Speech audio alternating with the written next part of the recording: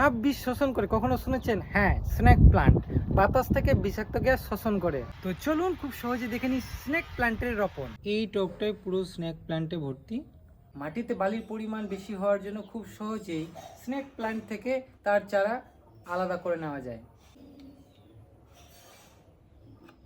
আমরা সুন্দর দেখে একটি প্ল্যান্ট পেয়ে গেছি। এবার আমরা মাটি তৈরি করব, যার জন্য আমরা নিয়ে নেব 2 অনুপাত বালি, 1 অনুপাত জৈব সার, 1 অনুপাত কোকোপিট। এবার আমরা এটাকে ভালো করে মিক্স করে নেব।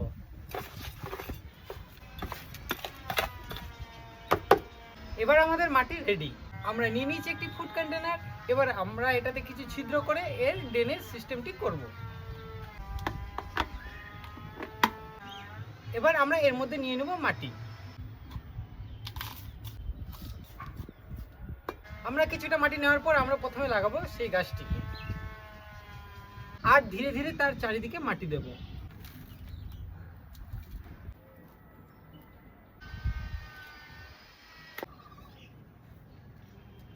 আমাদের মাটি দেওয়া কমপ্লিট। এবার আমরা দিয়ে দেব জল।